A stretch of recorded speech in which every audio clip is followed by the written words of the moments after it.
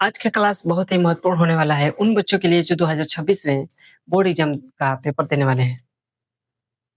इस वीडियो में हम 4 ऐसे महत्वपूर्ण अभिक्रियाओं के बारे में चर्चा करने वाले हैं, जो हर साल लगातार कभी 3 नंबर में तो कभी 5 नंबर में पूछा जाता है और हो ना हो, जब हर साल पूछा जाता है तो इस साल भी पूछा जाएगा।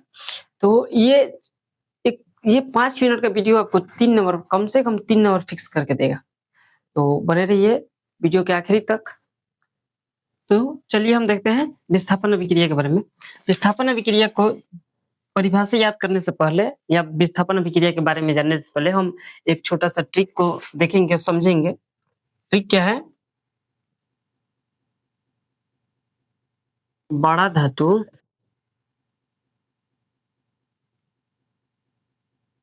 छोटे को हटाया,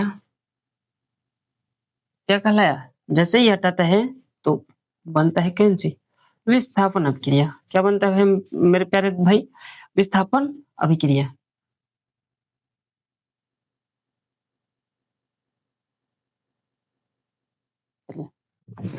तो क्या है कि बड़ा धातु छोटे धातु को हटाया, बनाया विस्थापन अभिक्रिया। कौन सा अभिक्रिया? विस्थापन अभिक्रिया। ध्यान से देखेंगे। कहने का मतलब क्या है कि जो बड़ा धातु है वो छोटे धातु को हटा रहा है और उसकी जगह को क्या कर रहा है? स्वयं ग्रहण कर रहा है। इस अभिक्रिया को हम बोलते हैं विस्थापन अभिक्रिया। क्या बोलते हैं? विस्थापन अभिक्रिया। चलिए, अगर आपको ये ट्रिक समझ में आया होगा तो आपको परिभाषा लिखने में थोड़ा सा भी दिक्कत का सामना नहीं करना पड़ेगा। तो ध्यान से देखेंगे। विस्थापन अभिक्रिया में हम क्या लिख सकते हैं? अच्छा, एक बात बताओ, मैंने क्या कहा? बड़ा धातु। क्या कहा? बड़ा धातु। अच्छा, बड़ा धातु को हम बोल सकते हैं अधिक क्रियाशील। तो बोल सकते हैं अधिक क्रियाशील धातु। तो ध्यान से देखिए, हम लिखेंगे, क्या लिखेंगे? ऐसी अभिक्रिया, ऐसी अभिक्रिया जिसमें,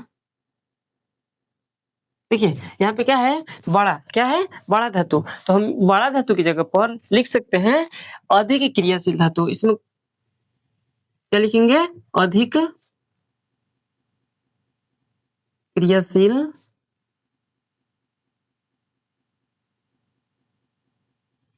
धातु। देखिए, बड़ा से मतलब हो रहा है अधिक क्रियाशील धातु। तो छोटे से हम क्या याद रखेंगे? छोटे से याद रखेंगे कम क्रियाशील धातु। तो हम लिखेंगे ऐसी अभिक्रिया जिसमें अत्यधिक क्रियाशील धातु कम कम अभिक्रियाशील या कम क्रियाशील, कम क्रियाशील धातु को उसके यौगिक से, किससे? उसके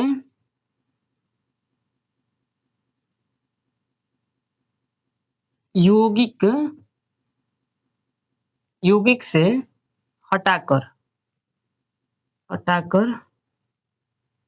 उसका स्थान क्या कर लेता है? ग्रहण कर लेता है। ग्रहण कर लेता है। इस अभिक्रिया को हम बोलते हैं विस्थापन अभिक्रिया। विस्थापन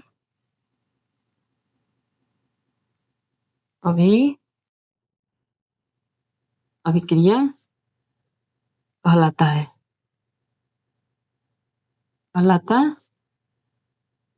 देखिए, मैंने क्या कहा कि बड़ा धातु छोटे धातु को हटाया, विस्थापन अभिक्रिया कहलाया। बड़ा से याद रखेंगे क्या? अत्यधिक क्रियाशील धातु या अधिक क्रियाशील धातु। क्या याद रखेंगे? अधिक क्रियाशील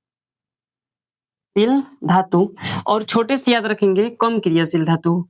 क्या? कम क्रियाशील धातु। देखिए, ये तो क्लियर हो गया कि हमको परिभाषा कैसे लिखना है कि ऐसी धातु या ऐसी अभिक्रिया जिसमें अत्यधिक क्रियाशील धातु कम क्रियाशील धातु को उसके यौगिक से हटाकर उसकी जगह को या स्थान को क्या कर लेता है? ग्रहण कर लेता है। ऐसी अभिक्रिया को बोलते हैं विस्थापन अभिक्रिया। लेकिन मेरे भाई, अगर केवल हम परिभाषा लिखते हैं तो 3 नंबर का रहेगा, तो 1.5 नंबर मिलेगा या तो 2 नंबर मिलेगा। अगर हम एग्जाम्पल एक लिख कर समझाते हैं या उदाहरण एक लिख देते हैं तो हमको पूरा 3 नंबर का, 3 नंबर में पूछेगा तो 3 नंबर, 5 नंबर में पूछेगा तो 5 नंबर। मैं फिर से बता दूं, ये 4 ऐसी महत्वपूर्ण अभिक्रिया है जो हर साल पूछी जाती है, तो वीडियो में आखिर तक बने रहिएगा। ध्यान से देखिए, मैंने कहा कि बड़ा धातु यानी कि अधिक क्रियाशील धातु, तो एक अधिक क्रियाशील धातु ले लेंगे, जैसे कि मैं ले रहा हूँ यहाँ पे जिंक। क्या ले रहा हूँ? जिंक। अभी मैंने क्या लिया? जिंक। चलिए, उसके बाद क्या बोल रहा हूँ भैया कि छोटे धातु, तो छोटे धातु का क्या मतलब है? कम क्रियाशील धातु। कम क्रियाशील धातु, तो हम चलिए ले लेते हैं कॉपर, और ये यौगिक भी तो बनाएगा, तो हम ले लेंगे यहाँ पे कॉपर सल्फेट। अभी मैंने कहा कि बड़ा धातु छोटे धातु को क्या कर रहा है? हटा रहा है, तो क्या करेंगे? इसको यौगिक से हटा रहे हैं, तो यौगिक क्या है? SO4। क्या है? योग का यौगिक क्या है? SO4 है, तो ये इसके यौगिक से हटा रहा है, तो ये खुद क्या कर रहा है? उसके जगह को भी ग्रहण कर रहा है, तो हम क्या कर लेंगे? कॉपर को हटा के जिंक लिख देंगे। अब बाकी जब हटाएगा तो ये कहीं ना कहीं जाके मुंह फुलाएगा, तो इसको हम साइड में लिख देंगे, सिंपल। तो ये रहा हमारा विस्थापन अभिक्रिया, जिसे हम एक छोटे से ट्रिक के साथ बड़े मजे मजे में सीख लिए कि बड़ा धातु छोटे को हटाया, विस्थापन अभिक्रिया कहलाया। चलिए अब देखते हैं दो विस्थापन अभिक्रिया। दो यौगिक, क्या? जब दो यौगिक में उपस्थित धनायन और ऋणायन आपस में क्या कर लेते हैं? जगह को अदल बदल कर लेते हैं। क्या कर लेते हैं? जगह को एक्सचेंज कर लेते हैं, तो उससे बोलते हैं हम द्विविस्थापन अभिक्रिया। क्या बोलते हैं? द्विविस्थापन अभिक्रिया। चलिए इसको उदाहरण से समझते हैं, ध्यान से देखेंगे। ये हमारे पास दो यौगिक है। क्या है? दो यौगिक। आइए आप परिभाषा पर ध्यान देंगे, तो इसमें लिखा गया है कि ये आपस में क्या कर लेते हैं? जगह को एक्सचेंज कर लेते हैं। तो क्या आप ऐसे लिखेंगे कि इसको यहाँ कर दीजिए, इसको वहां कर दीजिए? नहीं, ये यौगिक को ही चेंज करते हैं। ठीक है, क्या करते हैं? यौगिक। तो हम क्या करेंगे? देखिए इस तरह से अभी आपको मैं समझाता हूँ। देखिए ये Ag है ना, Cl से Cl से याद रखेंगे क्या? सीला। Cl से याद रखेंगे सीला। Ag है, जो सीला को देखता है तो क्या करता है कि बोलता है कि Ag काम करो, सीला तुम मेरे साथ जुड़ जाओ। क्या बोलता है? Ag बोलता है सीला से कि तुम मेरे साथ जुड़ जाओ, सोडियम को छोड़ दो। ठीक है, तो हम क्या करेंगे? Ag को Cl से ऐड कर देंगे और उसके बाद प्लस लगाएंगे। फिर देखिए अब सोडियम है, तो ये बेचारा दुख में बिलख रहा है और सोच रहा है कि ओ मेरी तो सीला छोड़ के चली गई। तो ये बोल रहा है कि सुनो, ये देखो NO3 लिखा है ना, तो याद रखेंगे ये नयन है। क्या है? नयन तारा।